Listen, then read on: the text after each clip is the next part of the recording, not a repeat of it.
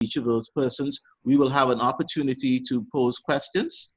And so what we're going to do today is I'm going to introduce two very important people to the work of International Men's Day in the Bahamas. One of them is the president chairman of the International Men's Day Bahamas, and his name is Mr. Keith Cox. Keith Cox, along with myself in 2018, were challenged to create International Men's Day celebration observed on the 19th of November 2018. We were given notice of that on the 15th of September 2018, and we pulled it off along with a few other persons who are in here, which is Dave Williams, and everybody else is here. Just show your hand. And so then what we did was a few months later, another significant player came on board, and he is the person who is responsible for the men's programming at the Department of Gender, the newly established Department of Gender and Family Affairs in the Bahamas. So what I'm going to ask first is for, and his name is Henry Johnson. So I'm going to ask first for Keith Cox to simply welcome you to the Bahamas and to the this hosting by the International Men's Day Bahamas Committee. Keith, could you go ahead and welcome our people today? Well, good morning from the Bahamas, everybody. The weather outside is a little overcast, but the temperature with this COVID-19 is the same all around the world. We here in the Bahamas are going through what you are going through in your part of the world, in your country. Everybody is now on a level playing field. But we must not forget the purpose we're here to assist our boys and make sure none get left behind. So I trust that you have a good session today. We'll meet some new friends and we'll learn some new stuff. The thing I have about these meetings are we get real good information, but we don't put it to use. So my take on this is, once we get some good information, I urge you to write it down and try and implement some things. We got a saying over here that no man is an island. And so what I'm preparing, I got my pen and my paper right now, so everything that I learned, I'm going to be writing down, and I'm going to be trying to put some legs to it and try and implement it. So again, thank all of you for joining in. Terrence already told you how this gets started. Thank you very much for joining in. I hope this will not be the last. We can foster some things so we can make the world a better place. Again, Keith Cox from the Bahamas. I welcome all of you to this meeting. Thank you very much. Good morning.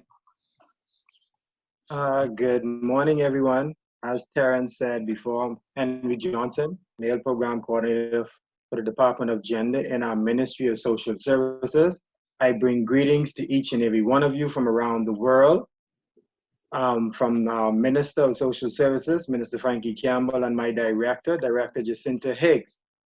I see plenty friends on, Dr. Steve, Coach Stephen Lynn. I see Kevin from Caraman. I am truly blessed and grateful to be in the space with so many persons who are passionate for things that are for the bedrock of where we all started as young men. Note also to ladies I see on board, because our young men are so right now being entrenched with so many negative things out there in the world. But with spaces like this, I am grateful and truly encouraged by seeing persons like yourselves who are truly persons who are working in the space to try to encourage our young men to realize that there's hope. And I have my son on with me. He is on his laptop.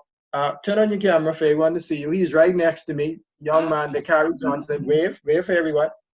So I have my son on with me to encourage everyone that we are here for the World Day of the Boy Child, and right next to me. My boy child is next to me. But all I want to say, thank you, each and every one of you from around the world, from the Bahamas, as Keith already reiterated. And I look forward to a great and impressionable workshop. Thanks again. Thank you, Keith and Henry. I hope you feel welcomed to the Bahamas. That's the intention. This is probably some parts of the world, it's probably evening, but here, of course, it's morning. And so early in the morning that people told me I'm crazy if I want them to be a part of this morning. But anyway, here we are. So we're going to just hear just a brief moment right now. I want to bring in, even though we don't have him as a speaker, Jerome Tilak Singh. Now, one of the things that I want to really tell you is I just reached out to Jerome Tilak Singh on the 15th of February. Sorry that I remember dates so much.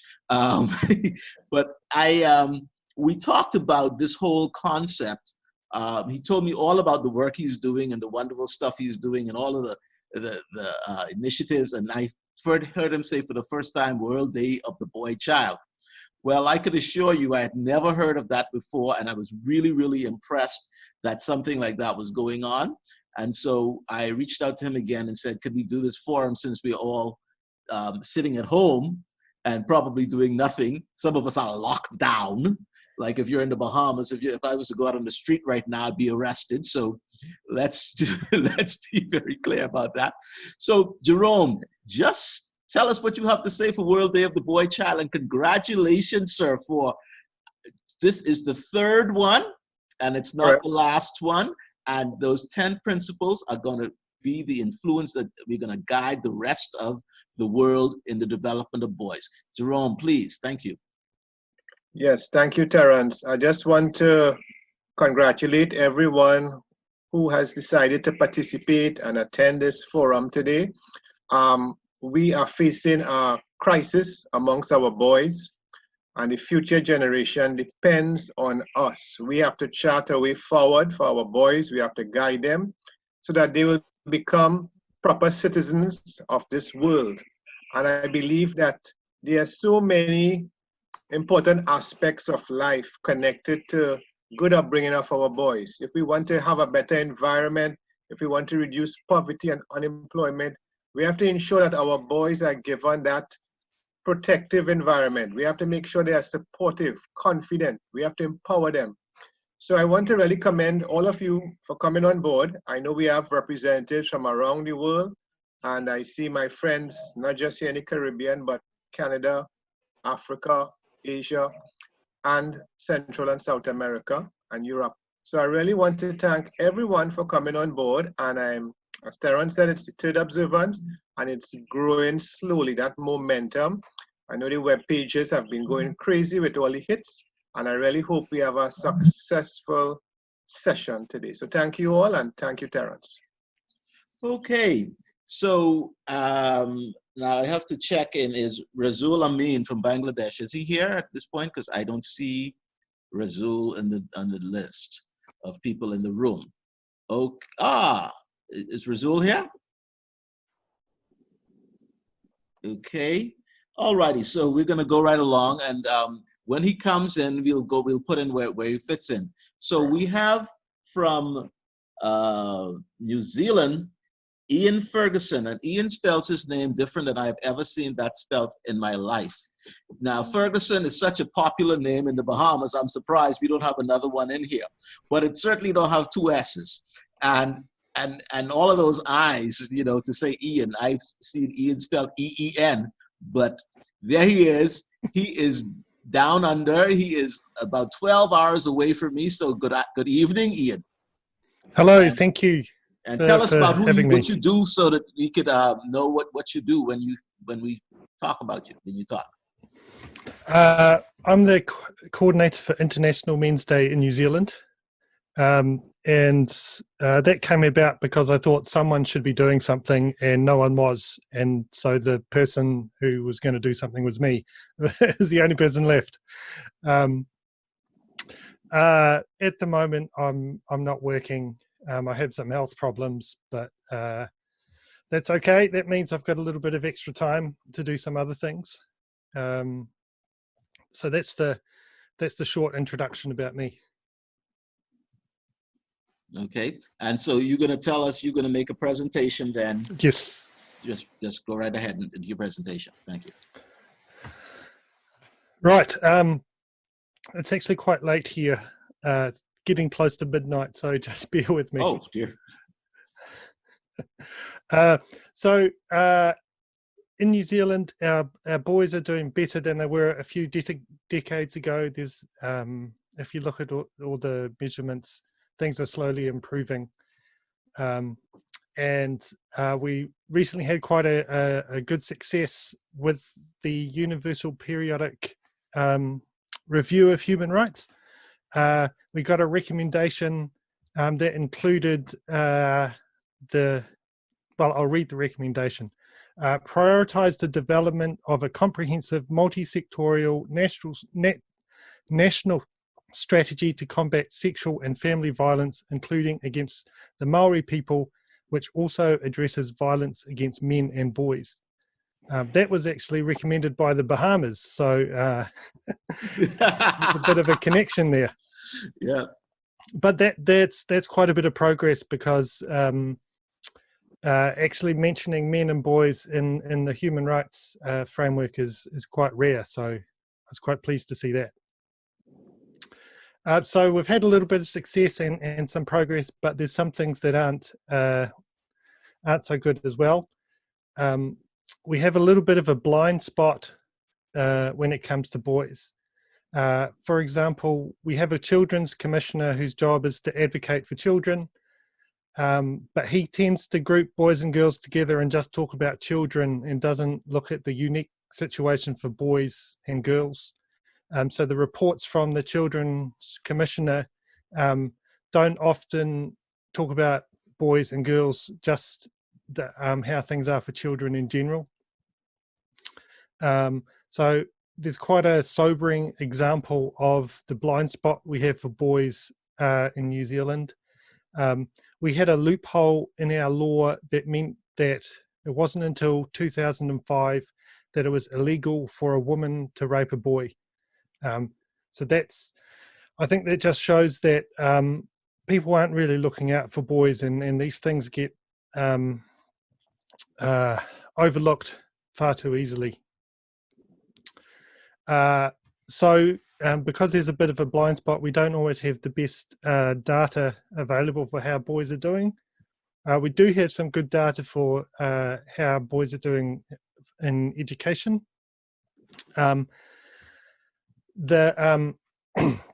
Excuse me, in primary school, boys and girls are doing about the same in mathematics, but boys are about 1 year behind girls in reading. And that continues on to secondary school, where they're still behind in reading. Our overall secondary school results the different results between boys and girls is about the same as the difference between a school in a rich area and a school in a middle income area. So boys are effectively attending a school in a poorer area compared to girls. And boys are also less likely to complete secondary school. So that's kind of the educational aspect. In terms of health, boys are more likely to be rated as having poorer health by their parents compared to girls. They're more likely to have emotional or behavioral problems, and they're more likely to have asthma. One quite big issue for us is our suicide rate.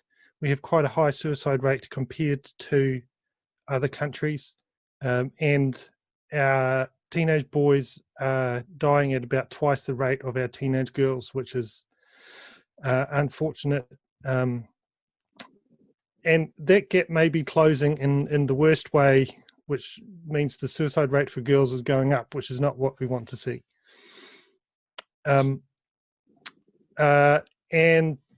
all of these issues are actually worse for Maori, the indigenous people of New Zealand. So boys are doing worse than girls, and at the bottom of the outcomes are Maori boys. So that's no good. If we wanted to improve the outcomes for Maori, then one of the best things we can do is focus on Maori boys. And just briefly, we know that children benefit from having a good father figure, and boys especially, but there's not a lot of support for fathers overall in New Zealand. So that's basically my quick summary of what things are like in New Zealand. Well, thank you. We really appreciate that report, Ian. What we would like to do is to make sure that everybody's taking notes so that later on you can ask questions of Ian. There's some stuff that stuck out right there that everybody will remember about those gaps in achievement, and I'm sure you're going to get challenged a little bit on that.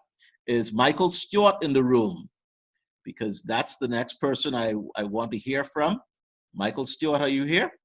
Good morning, sir. Yes, Good go ahead. morning, Yes. everyone. Just go and introduce yourself and then go right into your presentation. We'd love to hear from you. My name is Michael Stewart. I'm the Caribbean coordinator for International Men's Day and also the coordinator for World Day of the Boy Child. And so I'm happy to be here to be part of this great gathering of persons as we sit down and talk about boys and put focus on boys at this time of our evolution, if you will, in society. And I want to just say what we are doing here and probably talk about one or two things that we can be able to do as we develop in our sphere. We've had a 5-year program running that's called Boys Polishing Camp. The purpose of Boys Polishing Camp is to help develop the social skills and the personality of our boys. But this does not have to do with academics and so on. We don't teach them maths, we don't teach them English, we don't teach them all of that, because we felt that there is a niche area that we have missed in the boys. And so in developing this social aspect of them, we felt that there is a fast food culture that many of the boys, they are accustomed using their hands in their food because of that fast food mentality. So we've had, when we go into high schools, boys who do not know how to eat with knife and fork, so they cannot be in refined company, even in their speech, their language, and so on. So the polishing camp was to polish them, to shine them up. And we've had some great experiences with them. We taught them some of the old-time games that they never had because they're very technological. And so marbles, pitching, flying kite, and so on, the hands-on things that they did not have. And so we wanted to be able to put that aspect into their lives. It was an amazing thing to see them resist eating with a knife and fork and how they held it at first. But then after they have learned the art, how the pride that they had in being able to eat with a knife and fork. We also taught them that if you are capable of eating from a plate, you are capable of washing the plate, so that we get away from the whole idea that one gender does this and another gender does that. We all do it. And so we did not hire anybody to come in to see about the dishes. We made sure that they do not eat from disposable plates and cups, etc. We made sure they were wear plates. And then we gathered together to have all of them wash the dishes themselves. We showed them how to do it without breaking them, etc., pack them away. I mean, and that was such an exciting experience. We also taught them how to tie ties because they have not been accustomed to wearing ties. It's jeans for every event. As long as you're going anywhere, it's jeans and a jersey. And so we taught them that there are different clothes to wear at different events. So we actually had a little challenging competition to see who could tie ties fastest and be ready in a short space of time. Every graduation, we would have the government representative, whether it is because sometimes we'll get a little bit of funding from the government. And so we'll have them to come in and we do displays. We have the parents there. And we would also have a meal there also with the parents and with the government, and let them eat and dine with these boys with knife and fork in a refined, well-decorated hall, etc. And that has been going quite well.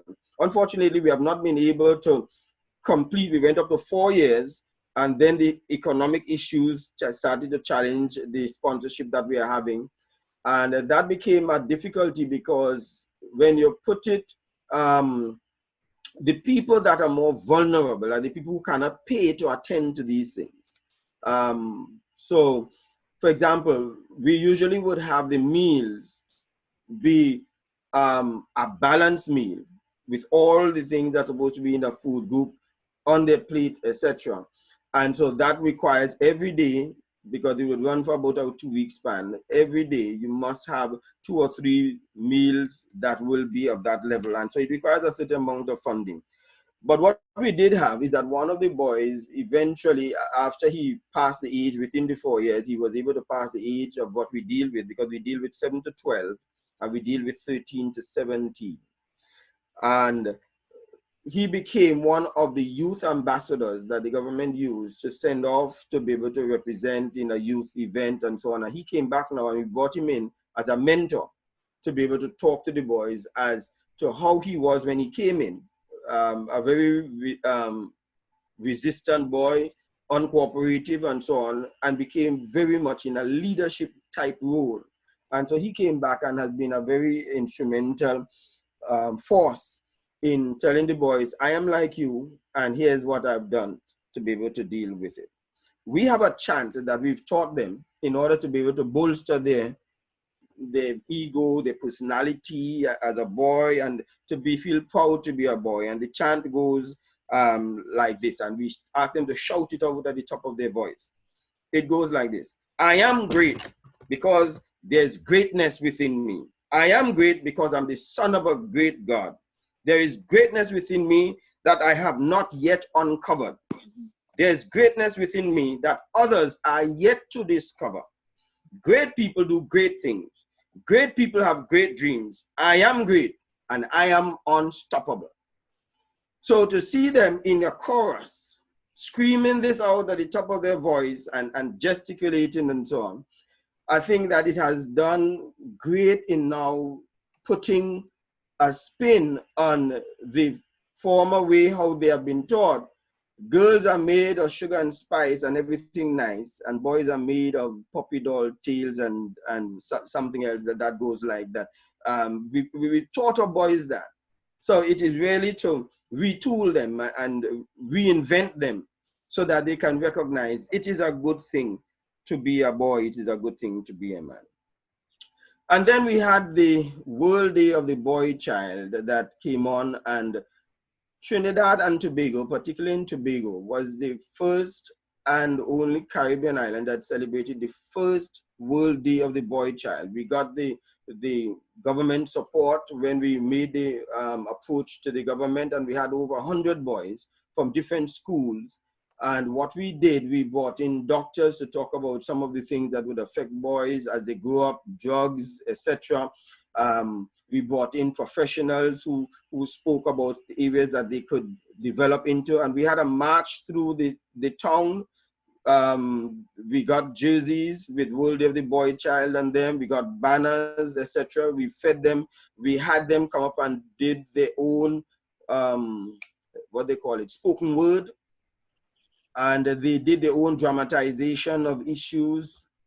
What was so amazing for that event is that it was a whole day event, and people were saying, you know, you may not be able to hold the attention of the boys for a whole day, but after you've walked the streets of Scarborough and been praised by people as they passed along, and after having gotten to the stadium where we would have the event and the activities were really championed by them, we just gave the parameters and they came up with their things. 2, 3 o'clock in the afternoon, the loud, the noise and the excitement and the energy that's still maintained there many of the persons who had other thoughts said, it's amazing that they are still also engaged and they have not gotten up with an excuse, say that they need to leave and they need to go home. And so we have to find a way, and I listened to the gentleman from New Zealand, that the performance of the boys and so on, and the clumping of boys together with the whole teaching fraternity, and where we have not disaggregated the boys to be able to focus on them as to their learning styles and their unique skills and ability, that speaks volumes. So finally, what I want to say is that it is our belief that this world runs on laws. Everything hangs on laws. And a law is anything that is laid down and it has no impact about another person's opinion on it. You can't vote on it. It is a law. Laws are laid down and laws are immovable. Gravity is a law. I'm not talking about a law laid down by a government. Gravity is a law. You don't have to agree with gravity. You don't have to cooperate with gravity. Gravity is going to exist whether you like it or not. And if you want to challenge it, if you jump off of a high building without a parachute, regardless of how much intelligence you claim to have, when you are on your way down, if you change your mind, gravity has no concern about your penitence. It is going to operate with you just as it would as anybody else who's not intelligent. So that law is impossible, is specific. So I believe, and I am a spiritual person, and I believe what the Bible says in the book of Genesis, where it said that when God said, every seed shall be in itself, and every seed shall reproduce after its kind. Every seed shall be in itself, and every seed shall reproduce after its kind. The man, when he couples with a woman, plants seed. And the seed he plants, he himself is in that seed, because every seed shall be in itself, and every seed shall reproduce after its kind. Even if it was a one-night stand, that woman is going to bear a child, a son, a boy, to whom, whether she liked the man or did not love the man, she will reproduce the man. Left uncharted and uninterrupted, that boy is going to grow up to be very similar to his father. And so when we deal with boys, we need to understand that inside of one home, when you have 3 and 4 children by 2 or 3 different fathers, it's 2 and 3 different attitude, personalities that they're going to come out with, even if they've never met their father. I know about a gentleman who he had children but did not plan for another one, and that child came, and they allowed the child to be adopted upon birth. They allowed the child to be adopted soon after birth and so on. So the child never saw the family, the parents and so on. And I was traveling one day and I was in the particular country where I met the girl. She's now 15 years old at the time. And I was interacting with the family, and I'm saying, look at the personality of this girl, how he's so close to her family that she was adopted from. Even her family there, her new family, said she's always so different. She's always so unique in the way she does things, she processes life and so on. But she's doing it based upon the family she came from. Even though she grew up with a different family, she did not know she was even walking like them, talking like them, and operating like them. That is how powerful it is, that a seed is in itself and a seed reproduces after its kind. So what we do is help these boys to be able to start in, whenever it is a personality that it is not an appropriate way how they're going after. Let's say that it is a personality of anger, hostility and abuse and so on. They would tend to become angry, hostile and abusive as boys also, because that is what they may have noticed, that's what might have been inside of them, etc. So whenever we do games with the boys, we allow the fights to take place. Now, that is a difficult thing whenever you had the mothers around to watch the boys. And that is another thing when we're doing the boys polishing camp. We only allow the male teachers, mentors, coaches, and so on, because a woman has this thing in her belly that she feels, or she feels the exact pain. If she sees a child taking an injection, she actually feels the pain of the injection. So we allow the fights, and a man can watch the children fight. We monitor that they don't damage themselves. And then after the fight, or during the fight, when we may have felt that we've seen enough, we ask them to come together now and let the whole team of persons, of boys, let's say, and talk about this fight. Let's use our teachable moment. This fight that took place, could it have stopped earlier than it did? Who could have had the opportunity to bring it to an end? And then we use them as lawyers, if you will. One side for the victim, and the other side for the person who was doing the victimization. And they would argue for their sides. And then we'll have the other boys be the juries. They are the jurors. When they issue a punishment, we were amazed that sometimes the punishment would have been more than we as adults would have instilled or put for the very boys. But what was also amazing is that the very boy who was given this extra punishment from his team, and the punishment may have been, he would have, not necessarily physical punishment, but the results of what he has done.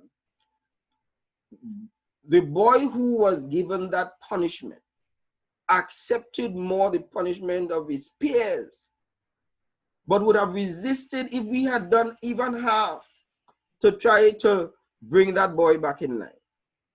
And so that was an amazing thing. And another philosophy that we operated with is this thing about we punish in private, we scold in private, and we praise in public. So a young man found some money, was $5, and we brought him before everybody and praised him. We said this $5 was missing, he found it, and he brought it to us. And we all clapped, we all praised him. You could see the pride on his face. About 2 or 3 days later, one of the boys found $20 on his way to the camp, the boys polishing camp.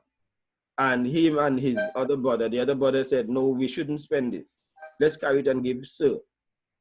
And they brought $20.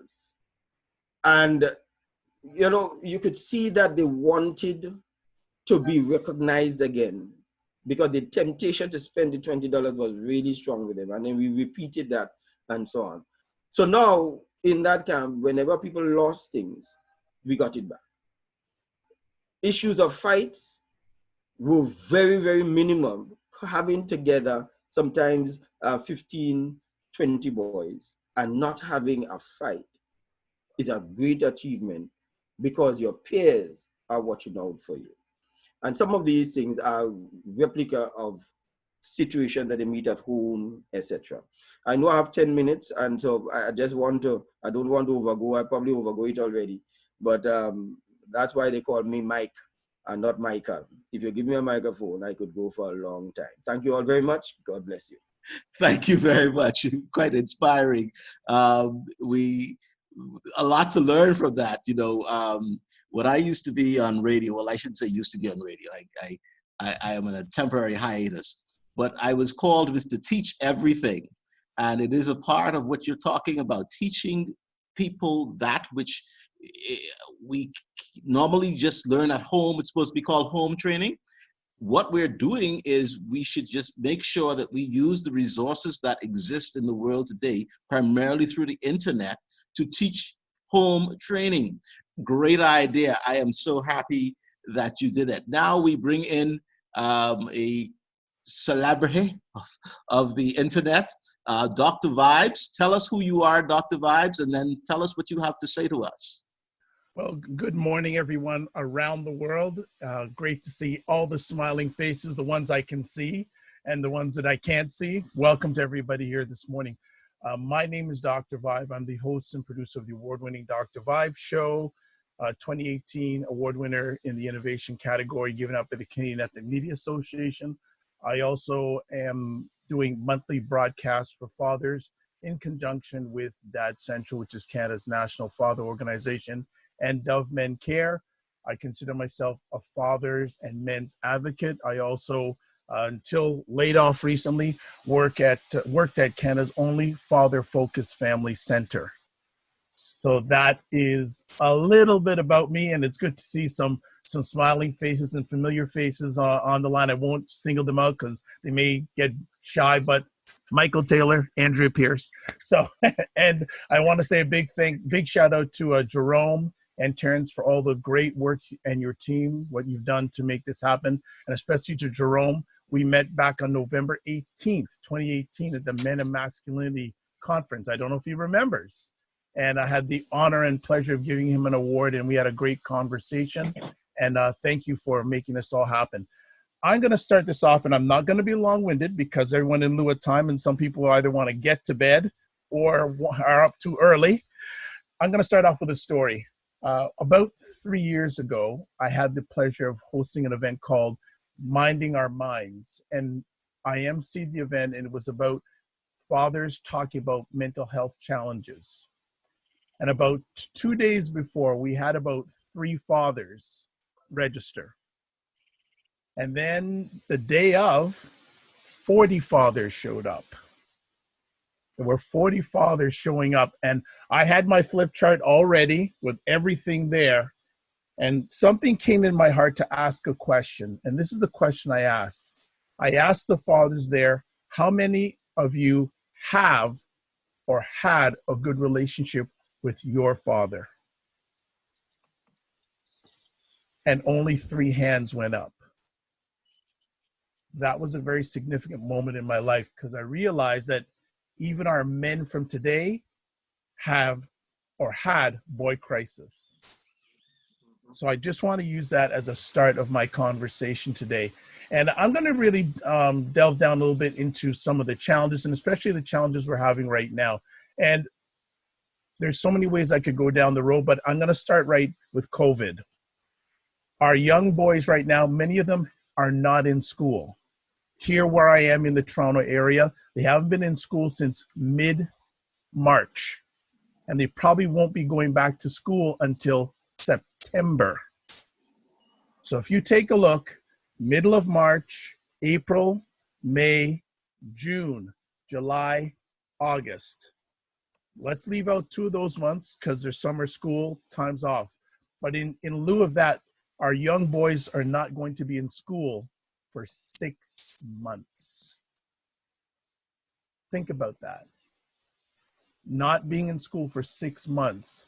And we know that many of our boys are very challenged in a lot of areas, but not being in school for 6 months is a very challenging proposition. So one of my calls to action for everyone that's here around the world is find out what your school systems are doing. Not only now, but what's going on in the summertime. I know that many people have been thrown into the homeschooling role, and it's not easy, but you may have to be doing it for a while. So please invest in your boys while we're going through this challenging time. This is a generational moment, folks. Everyone in the world, including our boys, are being affected by this directly or indirectly. So please, I take this COVID time. This is an opportunity for us to be game changers for our boys.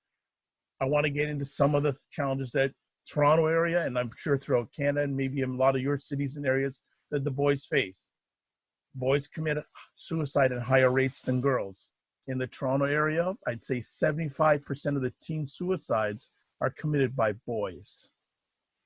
In a lot of areas too, IQ scores are lower, especially with children of color. It's a very challenging problem. They also have mental health challenges. We have the whole area of ADHD. A lot of our boys are misdiagnosed when it comes to ADHD. A lot of our boys aren't going to school. Well, before this time, they weren't going to school.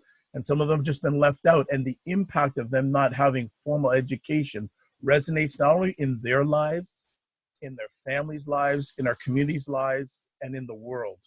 We need to make sure whatever we can to have formal education in part of their lives. They're also dealing with Children's Aid Society. So I don't know if anyone here can relate, but in the Toronto area, we have a lot of foster children, especially children of color. In the Toronto area, 40% of our foster children are Black, when there's only 13% of the population of Toronto is Black. So that is a very big challenge. The whole area of Children's Aid, a lot of our children are in foster homes. And that system is a whole other conversation offline, but I just want to bring that to light also. I think that, and going back to the COVID crisis, this is a great time, and we're having great forums like this right now, where we have to invest in our boys more than ever, especially the boys that are outside of the fringes. And I'll go back again to the boys who are not in school.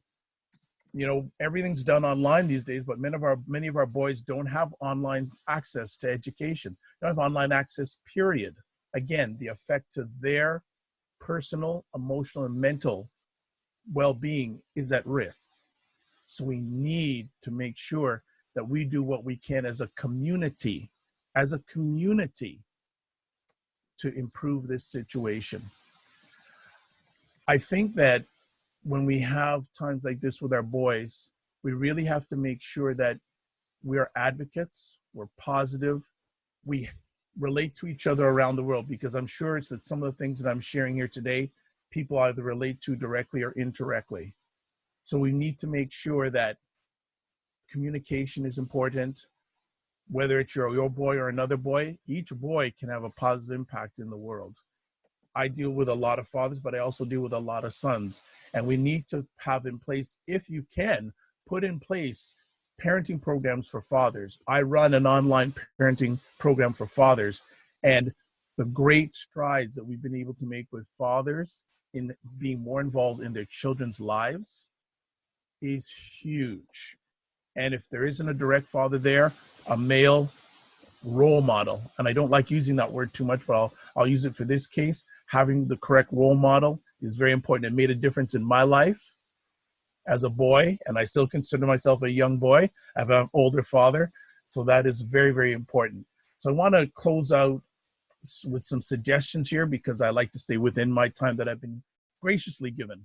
First of all, I want to propose, as much as possible, whether you're a father or you help fathers, be an advocate for increased father involvement with their children, whether they're with their children or not, especially with the younger children. The importance of play in a young boy's life is very important.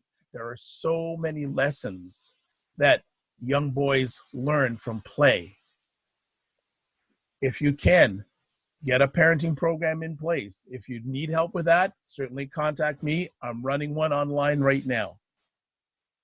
If the couples are together, let's have better communication, or the best communication possible, with couples, because our boys look at the communication between couples, parents, and they will model that. So it's very important that we have that. And also re-socialization of our boys. The old thing that boys don't cry, this and that, we need to toss that out of the window. We need to be good human beings. We have to be model human beings for our young boys. We have to realize that at the end of the day, boys who hurt us. Boys who do great help us. The solution starts at home. At the bottom end, it starts at the home. That's where everything starts, at home. And my final thing is, I'd like to say, in all things, lead with love.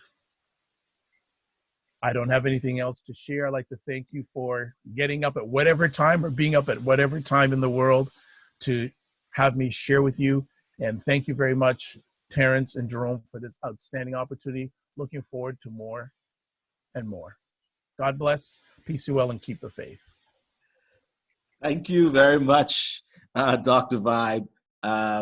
Really inspiring, and good to know a lot of what's happening in your community. we're gonna move right along. Is Samuel Trejo here? Samuel Trejo from Mexico? Samuel? Yeah, I'm here. I'm here, doctor. All right, go ahead. Tell us what it is you do and let us know what you got to contribute today. Yes, thank you. Thank you so much for the invitation. I write something. So hi, everybody, and welcome to this global webinar to observe the World Day of the Boys Child 2020. In this beautiful Saturday, 16th of May, welcome all the audience is in here with us, gathered together this important event. And also welcome to the other speakers from Brazil, Bangladesh, New Zealand, Trinidad and Tobago, Canada, and Nigeria. Thanks also to the International Men's Day and the President and Chairman, Dr. Jerome Tilung Singh, for this invitation to this event, and also to the team, to the EMD Mexico, for giving me the opportunity to be in here. Say that I would love to say that I'm transmitting from the Chololan Valley, water of falls in the place of escape in Nahuatl. This is the ancient language from the Aztecs. It is not coincident that we are located between Teotihuacan and Cholula, and two mountains and two volcanoes in the oldest city in the country. They have 2,000 years of history.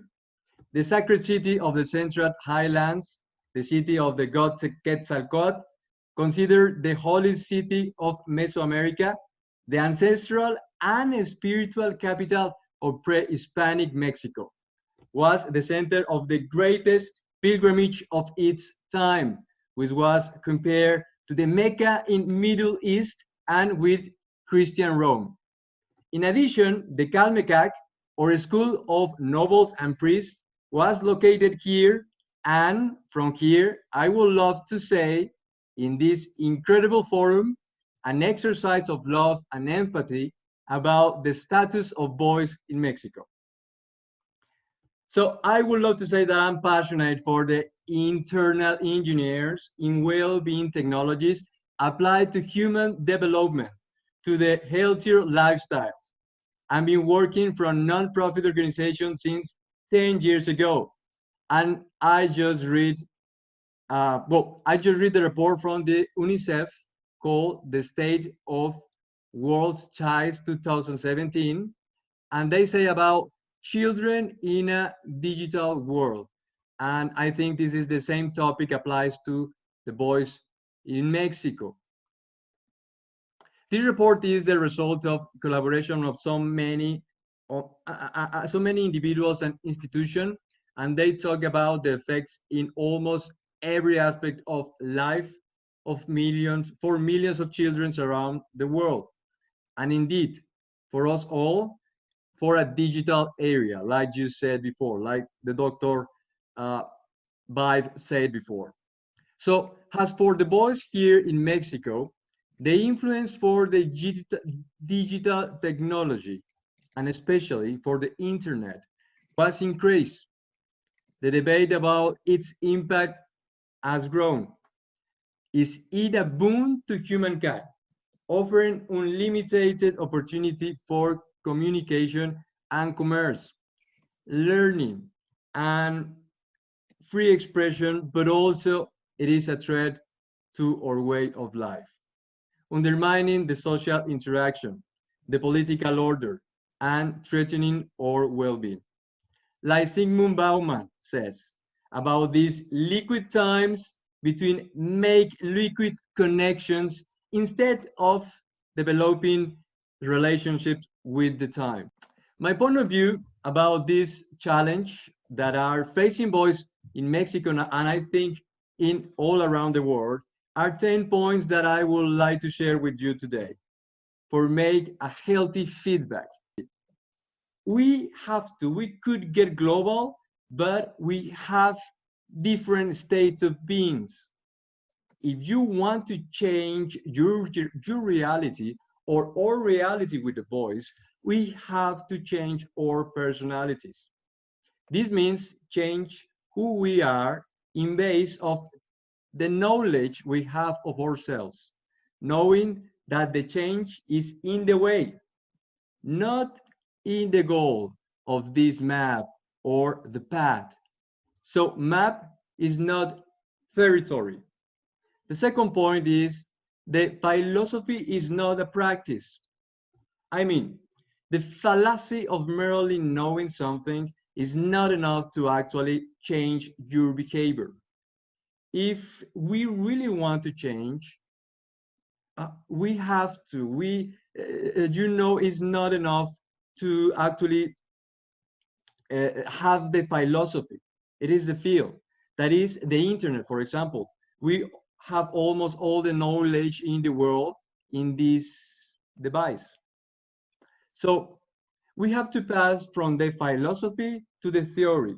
And finally, we have to habits. For example, here in Mexico, we are trying to overcome the corruption that, of course, affect directly the life of the boys. But knowing is not going to change anything.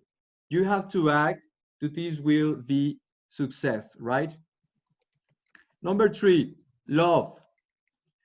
The love for our boys, the energy we apply them, the awareness of the different situations that actually affects them, and cares and of every individual aspect and particular case of every of them, like you said before, in your personal cases. 4, evolution of the awareness. Work with the inner self, knowing what type of person am I, and trying to evaluate to this point. 5, share what you are and amplify it. After know what you are for, share your best with the boys and try to be present for them. Healthy mind in a healthy body is the 6th point I would love to give you. When your body is in a healthy state of mind, your mind follows it. And this just happens when you get an approach to the nature. Eat well and healthy, meditate, move your body, make yoga, being without stress. Connect with yourself for connect with others. If our boys look that we are here and now, that we are present for them, that means we care about them and see that we have time to make relationships and want to make last for long. 8, holistic education. If we educate our boys to all the aspects of the human being and not just the scientific and academic universe, from the universal point of view of the spiritual way, the loving way, the psychological and physiological and philosophical way, we are going to be ready to receive other income from now. Make difficult elections, that's the number 9. This means that when you know what you have to do, when you have to do it, and how you have to do it, normally is the difficult way and the most suffering path. And the last one, visualize. Finally, when the destiny comes to a man for the suffering, of the suffering, and this man overcomes all the pain, is when are no longer a boy. Visualize with your example and show it. In conclusion, I would like to add the report that shares with me Jesus Moreno, director of Super Hoop MX, a Mexican ONG in Michoacan, another poor state in Mexico. At the end of this report, with data from 4 years ago, from years of working, from the year 2017 until now, 150 children with fears, anxiety, personal emotional awareness, and other children resulting from dysfunctional families or remarried treated in this organization. The boys evaluated are from an age from 5 to 12 years old in adverse situation.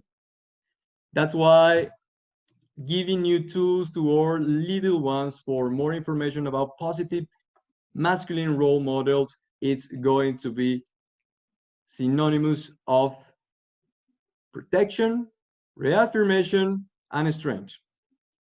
And that's why I must talk about this holistic education in human development, because we need to cover from another point of view and with another types of tools, with another state of being, for another type of generations, with internal engineering of well-being technologies in human development, applying a healthier lifestyles. Thank you so much. And thank you so much, Dr. Jerome and Terence, for having me today. Thank you. Thank you for your contribution. It seems like we are going to, I offered 3 minutes. On the Facebook page, you know, what you should do is you promote and you boost each one of these contributors who contribute and endorse the World Day of the Boy Child. Well, the person with the most likes, I could not resist offering her 3 minutes. Okay, so go ahead, Helena from Ghana. Helena, just make your contribution, and then we're going to go ahead and open the floor for questions. And notice Dr. Vibe, you see that there's a 14-year-old boy who is watching with his father from the Bahamas. And he has a question for Dr. Vibe. And so Dr. Vibe, you look at that in the feed, and you'll be ready to answer that when Helena is done. So go ahead, Helena from Ghana. Hello, everyone. My name is Helena from Ghana. Thank you, Terence. Thank you, Dr. Jerome. Helena from Ghana, the Ghana coordinator for World Day of the Boy Child, and also founder for Concern for the Boy Child. Younger brother, boy that some people would say was stubborn. And so the time that he had to go to school, he would rather go to the game center and all that. And so my mom had to stand her grounds, you know, pull him to school and everything, trying to correct him and direct him and guide him. And today, as I tell you, he's a man of about 33 years old. He has done his master's, is married with a son. This is a boy that everybody thought his life was going to be doomed. But for the support and the guidance and correction from my mom, he's now a responsible man. And so what I would like to tell all of us is that we should not give up on boys that seem to be, quote, unquote, stubborn. We should try to correct them because they are children. We need to correct them. We need to train them. You know, everyone trains their daughters how to sit, how to talk about hygiene and all that, but we seem to neglect the boys. Nobody is telling the boy how to be neat, how to dress, how to talk, how to, you know, not to, you know, do bad things. In some parts of the world, politicians actually give little money to some young men who will go about behaving anyhow and putting their lives in danger just because of politics. But if we train our boys to know that, look, your life matters, you should value your life. Don't just go and do any hooliganism just because you feel you can do it. And like Dr. Vibe said, there are more suicide rates of male young people than girls, okay? And so we need to make sure that we are training them, telling them the value of life, teaching them the values of life, not just do anything, not just think, okay, I'm a man, I'm a boy, and I can do anything, putting their lives in danger and everything. I think that we should push the advocacy about the neglect of the boy child so much. We need to draw people's attention to the fact that boys are being neglected, and so we need to train them. We need to train them as much as we do with the girls. And because to me, what I think is that if we train girls to be prim and proper, and they grow with the boys that we did not train, how is life going to be like? then it's like we didn't do anything at all. And so I think that it will be good if you do it hand in hand. There will not be any serious or any proper gender equality if there's no equity. And so we need to really work on that. Thank you so very much, and good afternoon from Ghana. Thank you. Thank you. Like I said, she was the most popular video on the site, and you could see why, the energy. And we really appreciate that. And Dr. Vibe, could you first start by answering and talking a little bit to what young Mr. Johnson's question was there. He says, talk about the mental health issues with regards to boys. Now, of course, this is a 14-year-old. These are the people we're talking about. It's so good to have him in this conversation.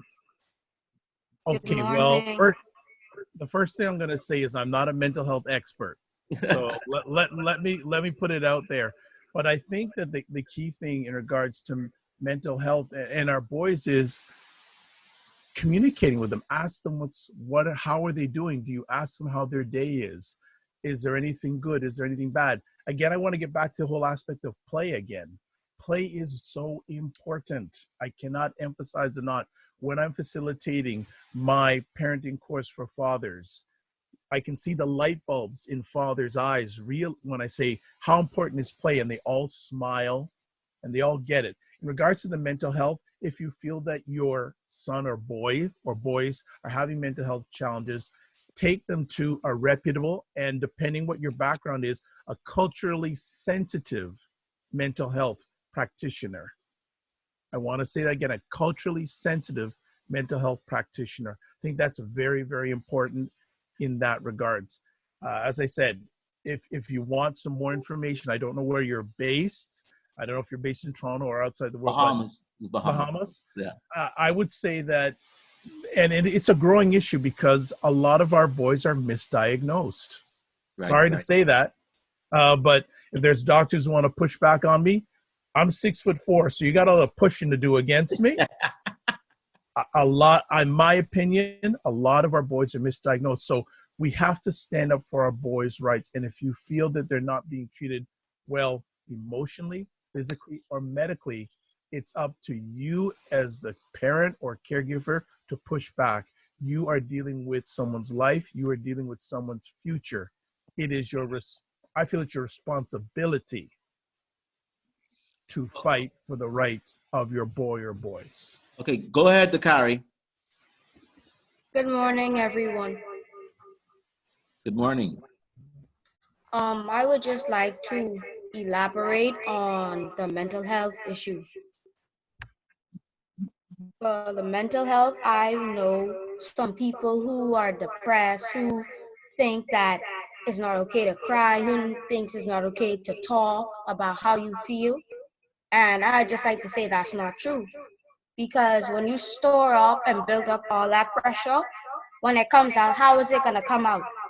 Is it going to come out in anger? Is it going to come out in sadness?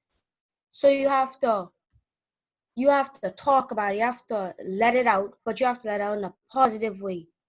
And that's why I think when Dr. Vibe talked about mental health, I really thought he did a good job talking about it, because it is really an issue, because boys do commit suicide more than girls. And I know some people who thought about it, and I tried to lead them away from it because it's not worth it. Because they think in their life, their mommy don't love them, no one loves them, their daddy in there, and they have no one to talk to. And then me as their friend, I try to tell them that's not true. I care about you. I don't want you to go off yourself because it's not worth it. Other people care about you. Parents, can I just add something? Yeah, go ahead. I think it's important that we create a safe and a brave space for our boys. We hear the term a lot, a safe space, but we also have to create a brave space. We want to be able to make sure that they're comfortable enough to be brave with ourselves. And that is when you will see great progress in our boy and boys' lives. Absolutely. One of the things we were talking about earlier, we were talking about programs that that work with boys in transforming how they their outcomes. There's a program. One of the victims of the COVID-19 in the Bahamas was a man by the name of Dr. Judson Eneas, who started a program. There's one or two boys, men in this meeting today who are part of his program called the Gentlemen's Club. And they all refer to themselves now as gentlemen. And one or two of those graduates are in this meeting today. But it really is a program, again, focused on the high achievers and not the bottom 50%, but the upper 10% of boys in the system, or people who are already, and they just take them to the next level. I am very appreciative of the program. I think it does an excellent job. Most of the young men that I know from the program have done very, very well, and I commend the program. But what I want to hear about a little bit, probably from some of you who have spoken, or even other people about the bottom 50%, because see, those are the ones that we're going to miss. Those are the ones that actually have a problem in making it and getting to the next level. So any of the speakers or anybody else, just let me know, and I will let you in. So go ahead. Can you hear me? Yeah, Ethel. Okay, so this Ethel from Ghana. I'm not alone in this. You know, when I started, there was no Ghana. I started in 2015. So I am so happy that today we have a collection of great minds discussing the efforts we should make to elevate the boy child.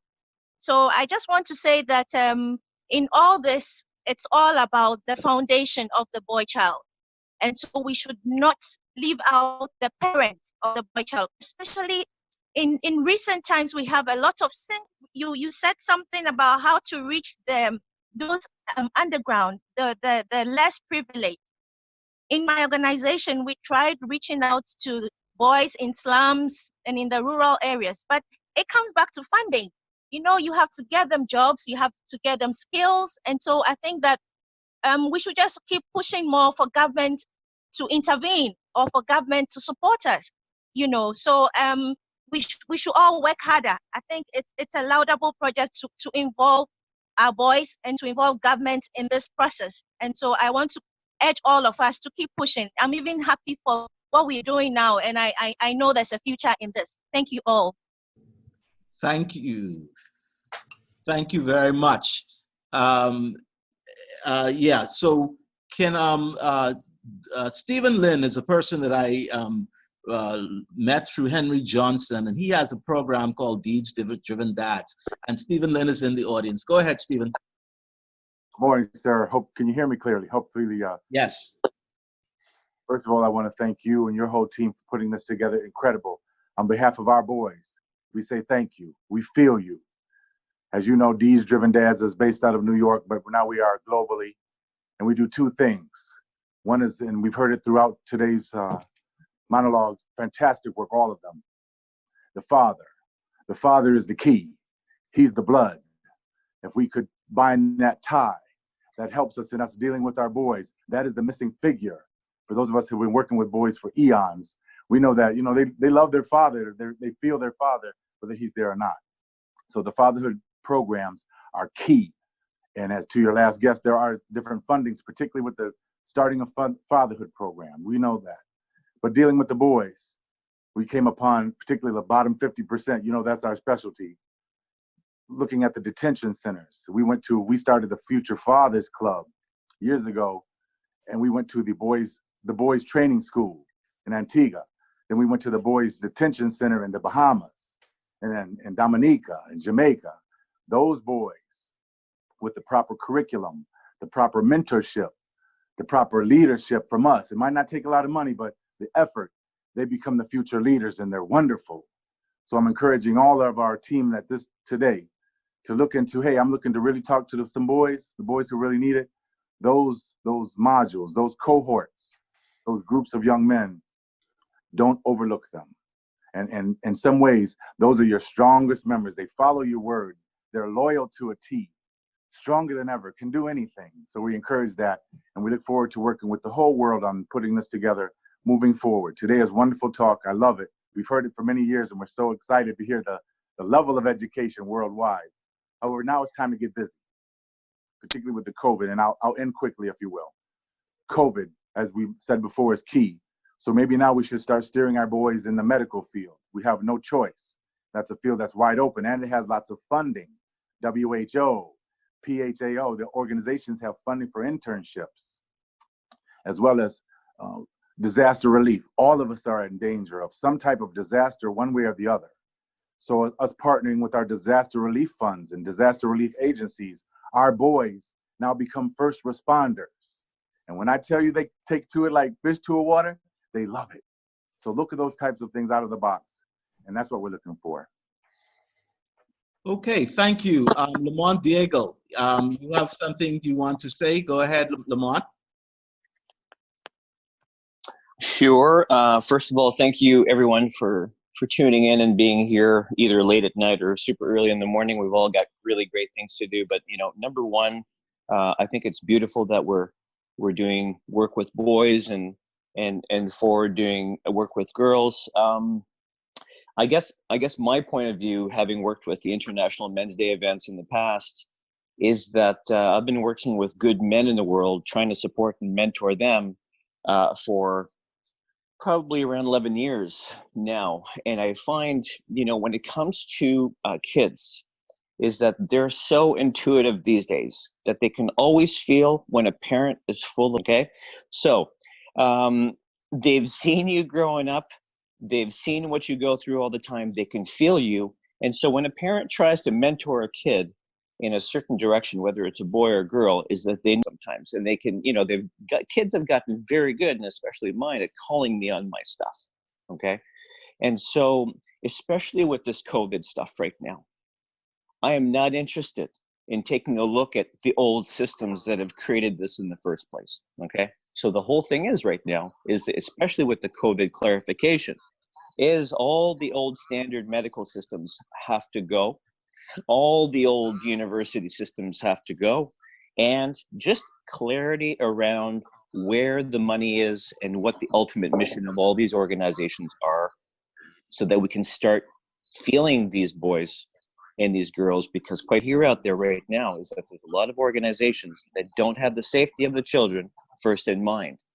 So I want to dredge the swamp of all of these agencies that have been taking care of our kids. So the thing is really checking in with these boys and finding out who's listening to them. What's their main issues? Who are the people in the world they have a sense of intuition who doesn't have their best interests at heart? And make sure that they're protected. As long as these kids know that, number one, they're being heard and respected as human beings on this planet, that then we can really get into them once they trust us as to us doing our work first. Then we can sit there and we can start mentoring these kids, because they're not stupid. They really do feel us. And I really see a lot of really great people here that ultimately love our children and love us as a community. We really need to band together a lot stronger to have these kids know that we're strong together, so that we can't be picked off by the system just yet. Anyhow, I'm sure we're going to have lots of opportunities to talk more about this, and it's a good beginning. I really, really respect the fact that Dr. Tulutson invited me here, and we'll do some great work in the future. I hope this helped. Thank you. Thank you so much.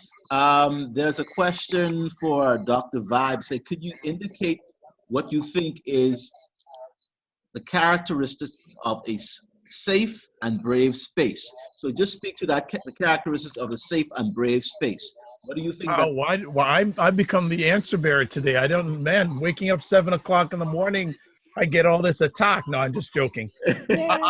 I think for me, a safe and brave space, and I actually learned this from the indigenous culture, believe it or not. I was in the Northwest Territories, which is a northern part of Canada, and a gentleman talked about a safe and brave space. I would characterize a safe and brave space to be you're willing to share everything good and everything bad.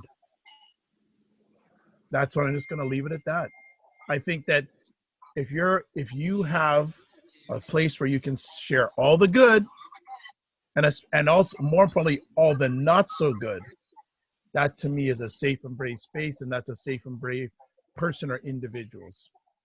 My short answer. Great. Sanford Roll, he's from the Bahamas. Go ahead and make a contribution, sir. Yes, good morning. Can you hear me? Yeah, we can hear you. Okay. Yes, Sanford Roll from Life Builder Boys in the Bahamas. And I wanted to chime in on the bottom five as a part of our program in the Bahamas with our Life Builder Boys program. One of the things that we focus on is boys working with their hands. I know there's been a mindset over the years to focus on academics, but I think we also need to give some focus to those boys that may not major in academics, but may be good with their hands, and to begin to challenge or channel resources toward that group of boys that is falling through the cracks. Even I'm sure my colleagues in the Bahamas can attest to a lot of our boys here in the Bahamas falling through the cracks because they may not be they may not be academic. And so I wanted to chime in on that and for us to begin to advocate for governments and donors to channel resources towards that group of boys that are falling through the cracks because they're not academically inclined. Thank you very much.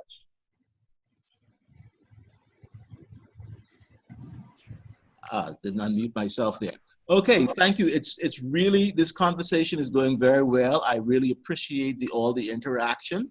And there are things that have been said in some of these presentations that I'm sure people want to get back to. And I think about some of these performance gaps between boys and girls in the school system. It's really one of those things that I am very concerned about myself.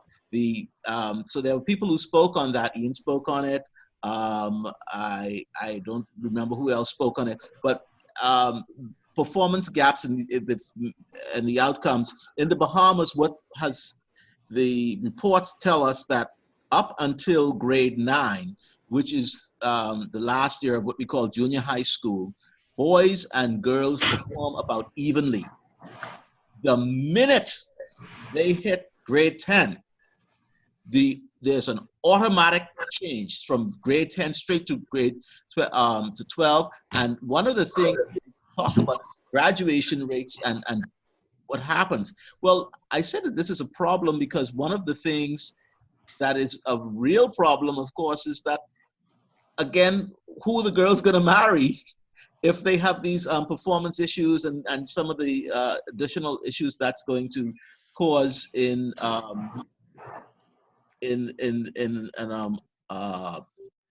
family matters. So I don't know if Ian, if you want to speak a little bit to that, if you're still awake. Go ahead. I'm hanging in there. Yeah, the performance of boys in schools is tricky because some boys are doing very well, and that kind of masks the performance of the boys at the bottom.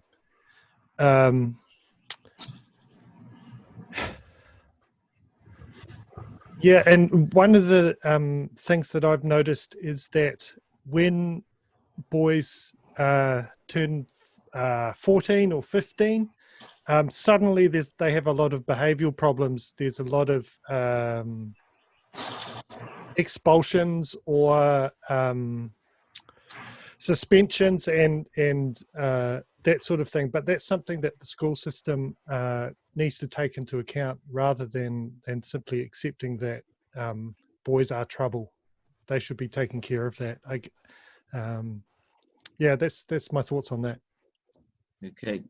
Also, Roland Moore, could you expose yourself and speak, please?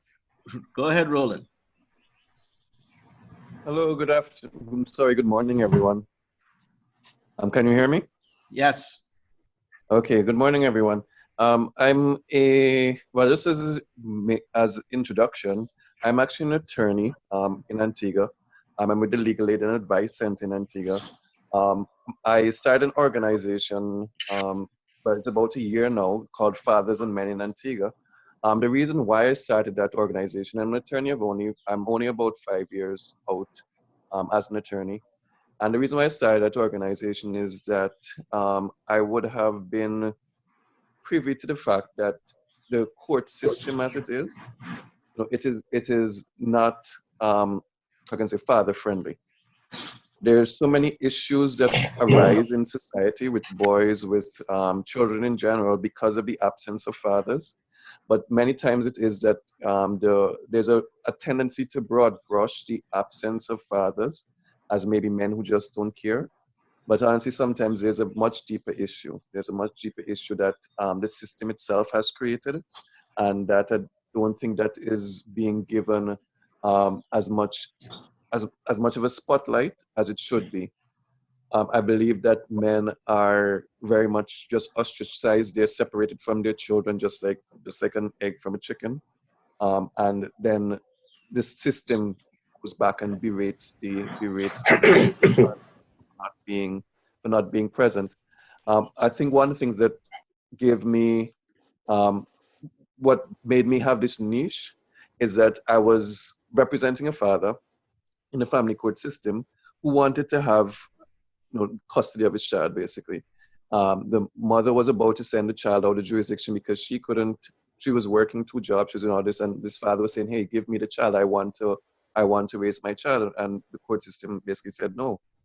No reason, no anything, but just because he was, according to them, just the father of the child. And to me, that struck a chord. And at the time, I was an attorney for maybe a year or two at that time. And for me, that struck a chord. I was like, this is probably the story of so many men out there, so many men who are good men, who want to be fathers to their children, and the system is not giving them the opportunity to do that. And I've also sat in court many times where it is that good men as well are saying, look, because I'm not their advocate, I couldn't advocate for them, but they were just saying, look, I'm so lost as to what is happening in this system. I don't know what's happening. All I know is that I'm being brought for child maintenance, child support, whatever it is. And I don't feel as though I'm getting the fair share. And so I sat back and I thought to myself, how important it is that, we educate our men, especially those men who actually want to be good fathers, who want to be there, who want to be part of the system. Because honestly, there are many who want to be there, but perhaps are disenfranchised with the system and just say, you know what, if I'm not going to be part of my child's life, if the system is going to allow me to be part of the child's life, then I might as well just not even try. And so they themselves have given up. Whereas if the system had allowed them to be good fathers, then they would have probably been mentors to other kids as well, their own as well as others. So just saying that to say, look, I'm wanting to do something about that. I've already put together a set of slides on a PowerPoint presentation that we intend to post on Facebook, perhaps closer to Father's Day. So at least fathers can get to know the system.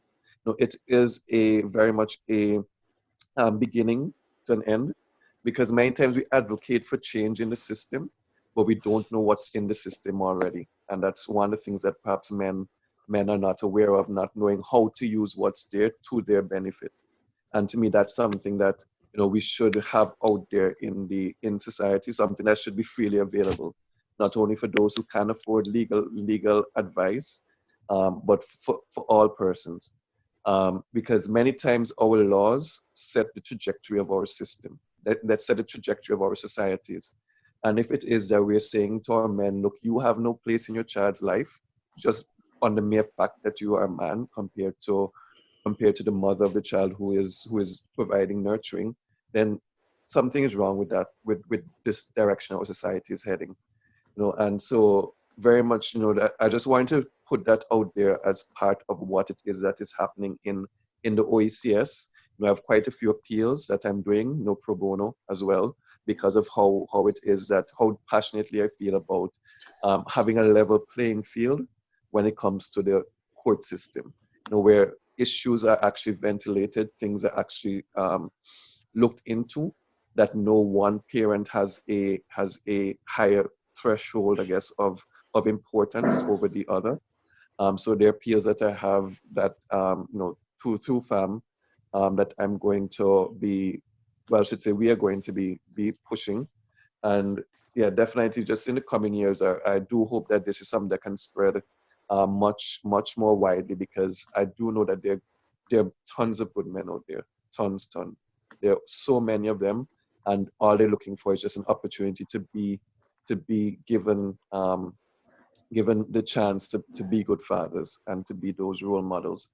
So definitely do look out for that in the coming weeks, coming months, and know that change is coming for so many fathers, for so many men, and I do know it is something that will resonate with so many around the world. Okay, thank you. Ola from Nigeria. Ola wants to say something. I know Alan Bain wants to jump on this, but Alan, let Ola speak. And then Alan, you can get on this. This is Alan's life work that you just spoke about, Roland. Okay, Ola, go ahead. And Mr. Chair, hello, Mr. Chair. Yes, sir. Ramphal from Trinidad. Yes, sir. I'd like to say something after they have finished. Thank you. No problem, sir. I've been trying. Oh, okay, yeah. I saw you on the, but I wanted you to raise your hand. No problem. Okay. Thank you. Okay, Ola, go ahead. Where we had Alan and Milan with others, and it's been a worthwhile deliberation, I must say. And to further buttress this issue, I run a boys mentoring advocacy network here in Nigeria, focusing mainly on mentorship for boys. And the need for mentorship is fundamental to the overall success of the life outcome of our boys. The challenge I see is most men are not actually transformed to transform the life of our boys, because in areas where you don't have men who have these values, how do you give the value that you do not have? So first and foremost, I want to align with those who will be leaders in their various homes and who will make the world a better place. Another key challenge I'm trying to look into, which I want us to consider here, is how does a young man grow to see himself as the breadwinner of his family, where the mother has now shared 90% of the breadwinner responsibility in the home? This is a huge challenge. And when these examples are not modeled to our sons, to our boys at that stage of their development, how do you think they will grow up and take responsibilities in the world? So this is a critical issue, that this opportunity that we got now, we need to take advantage of it. We have to call men in their various communities, villages, nations, to ensure that our boys are looking up to them. No boy child is born behaving responsibly. It is our collective responsibility to ensure that we cultivate them to become responsible. Thank you all, and I appreciate you. Okay, Alan Millard, you were trying to speak, and then Dr. Ramsingh. Yes, can you hear me? Yes. Okay, good. Yes, I know I just lost you here, but I guess you can still see me and hear me, right? Yeah. Yes. Okay. I thought we were going to meet a little later than this, according to my time, but I guess not. It's early. But I want to emphasize perhaps I should introduce myself, my background and all. I've been involved in men's equalities pretty much since the main efforts began, like 1980, 82. In 82, I started writing some articles and just accumulating a lot of information, experiences I've had, my university, college and university experiences, and also in this, and I since have incorporated more of my research into graduate and doctoral studies.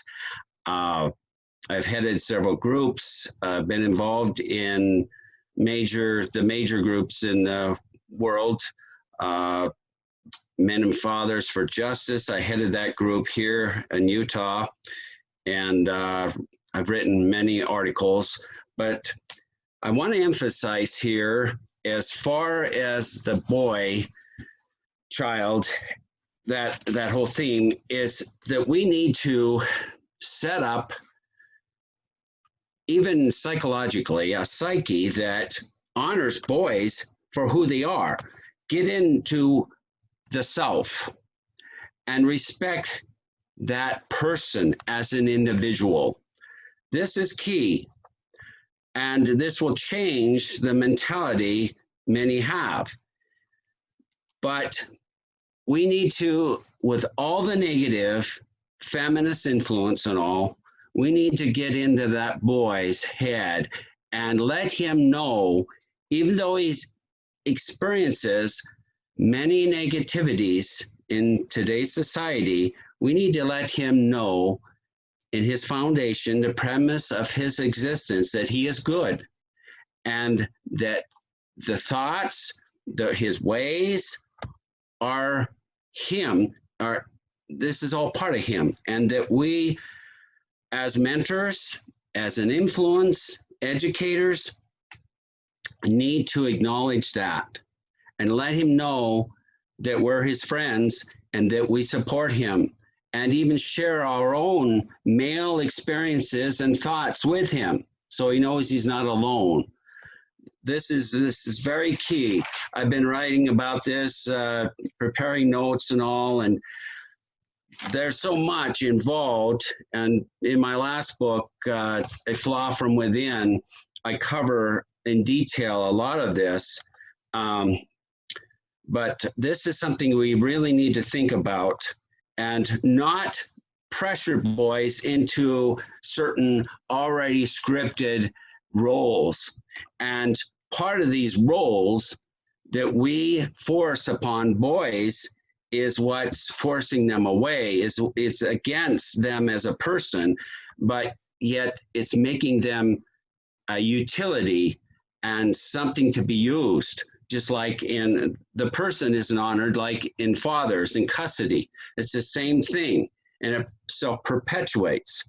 And I'm going to have to ask you to wrap it up in okay, yeah. seconds, because I have about 6 people in line and we got 20 minutes left. Okay.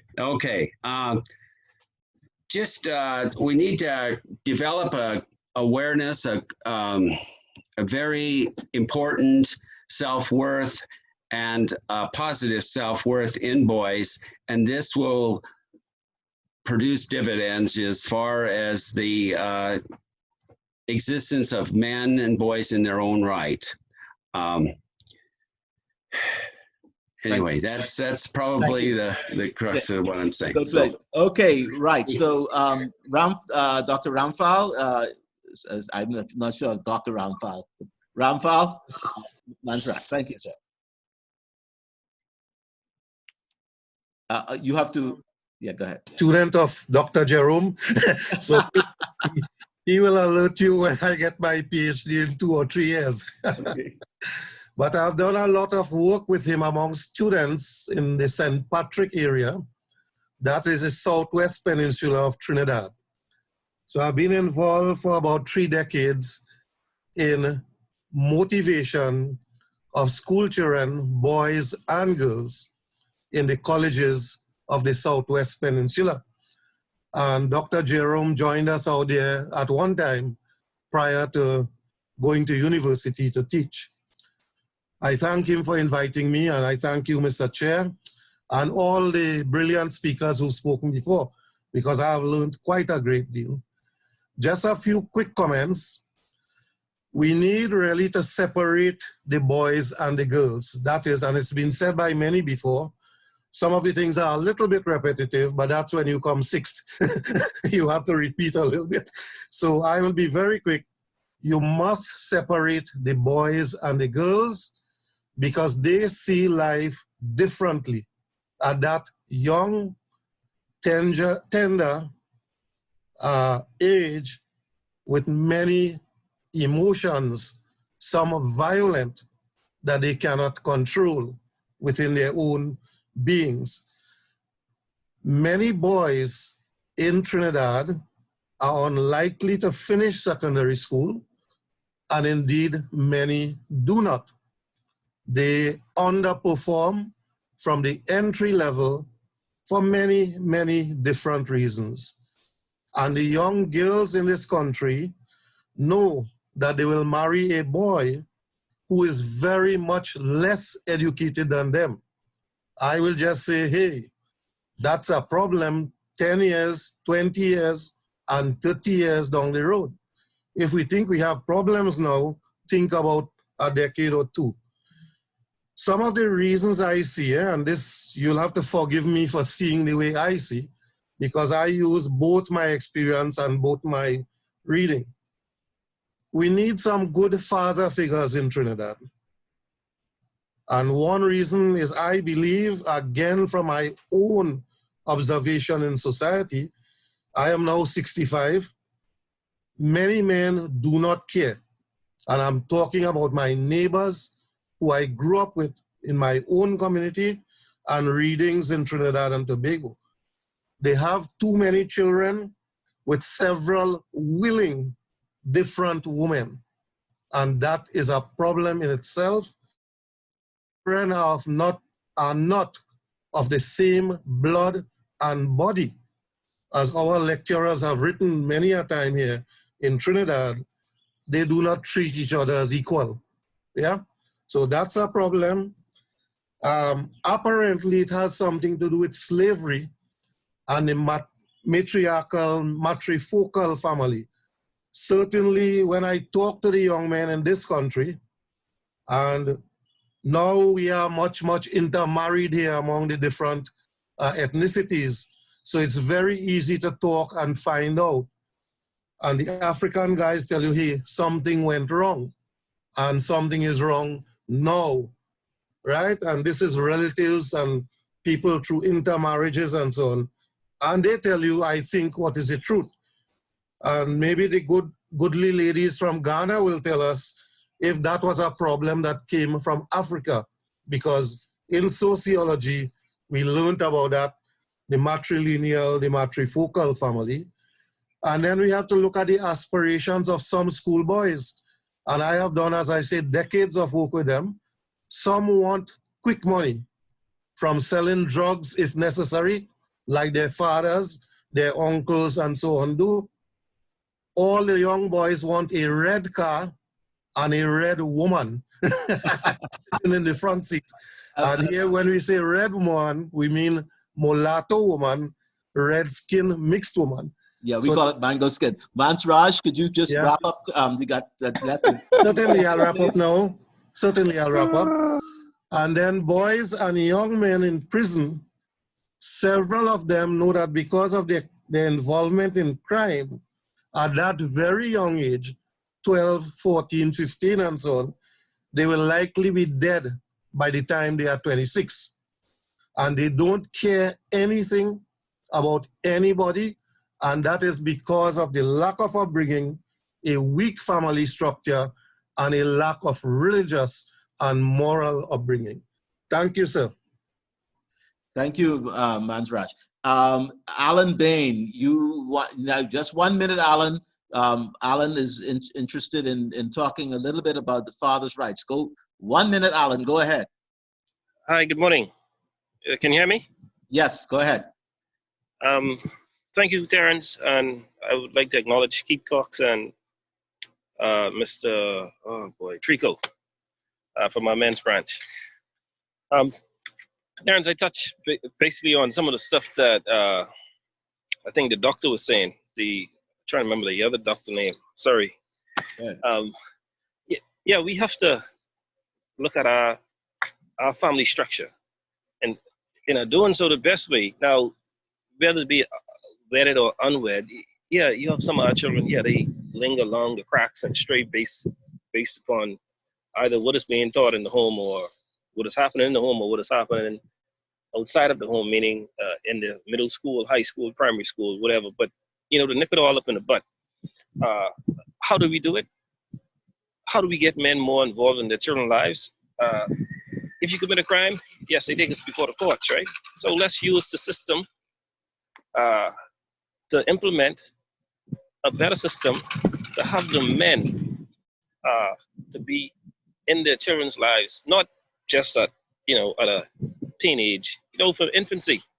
You make it mandatory, because everything that arises in our communities and our countries, whether it be drugs or whatever, or I'd say gangs, or a child that is unequipped educationally, hands-on skill, or book-wise, it is brought about simply because the parents, I didn't say parents are not active, I'd say, in that child's life at an early age span.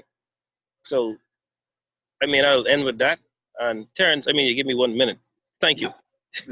Yeah, it's the time that's giving you a minute. Okay. Thank you very much, Alan.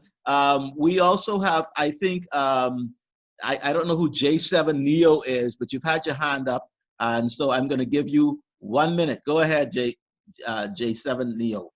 That's me, Terrence. It's Arthur Swan. I'm a member of Bahamas Prison Fellowship. Yeah, Arthur, go ahead. Yeah, I just want to give this one comment.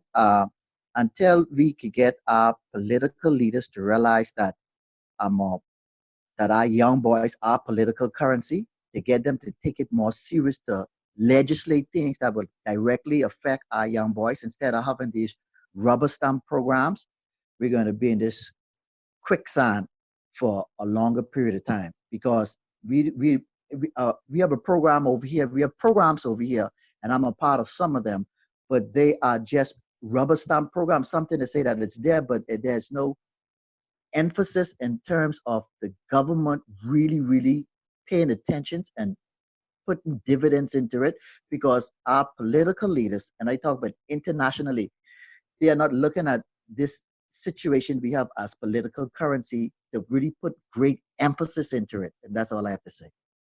Thank you so much, Arthur. A man I've known most of his life.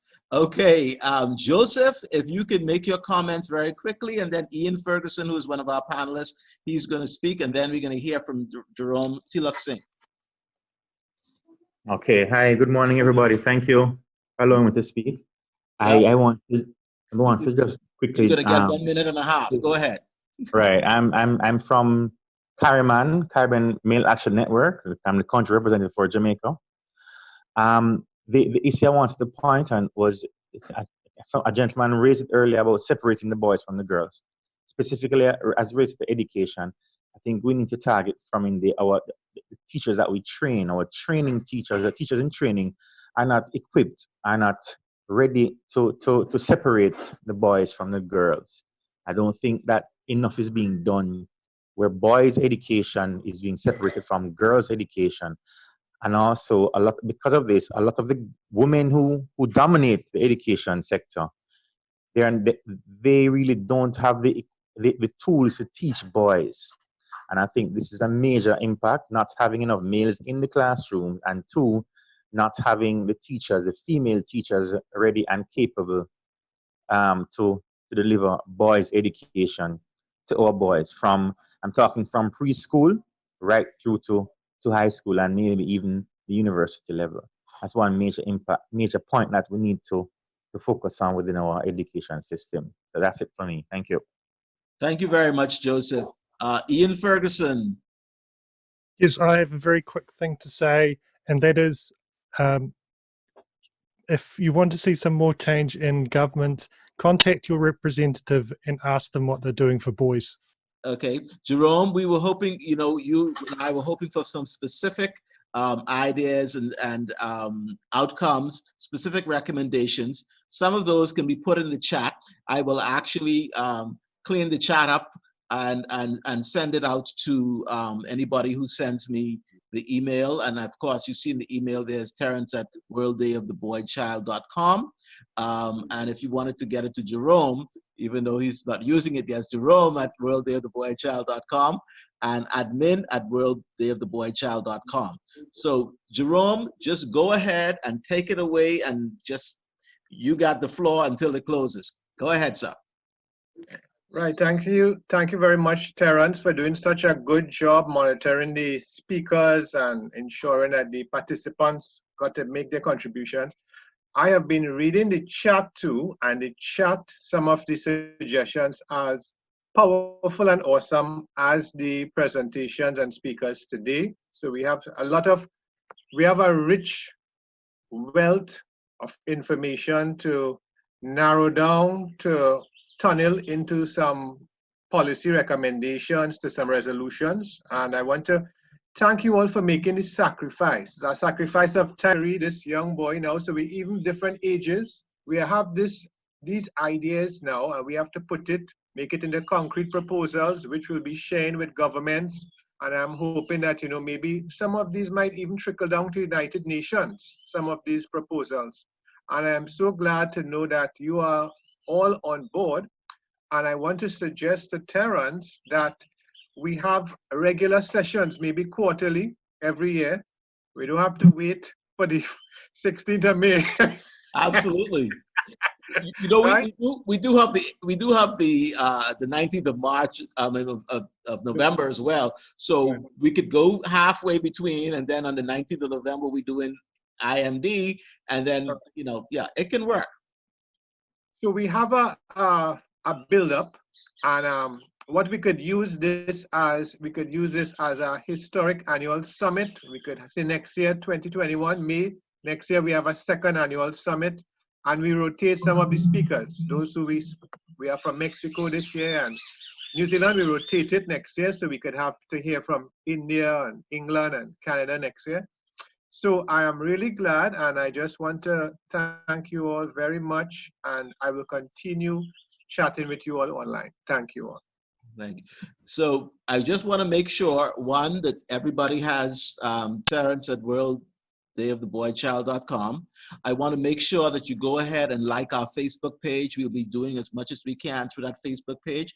Feel free to try to post things there, and we will approve all the positive, all the very positive messages. I have to monitor it sometimes because some people get crazy.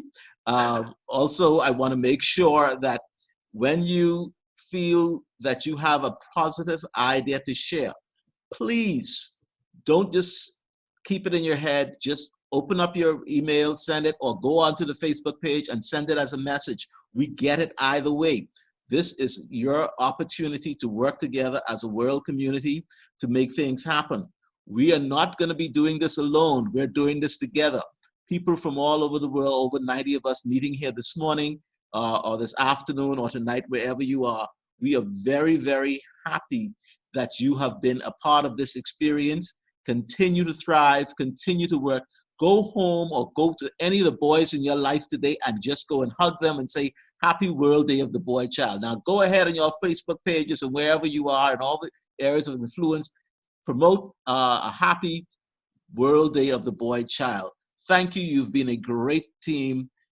We look forward to seeing you again at another time.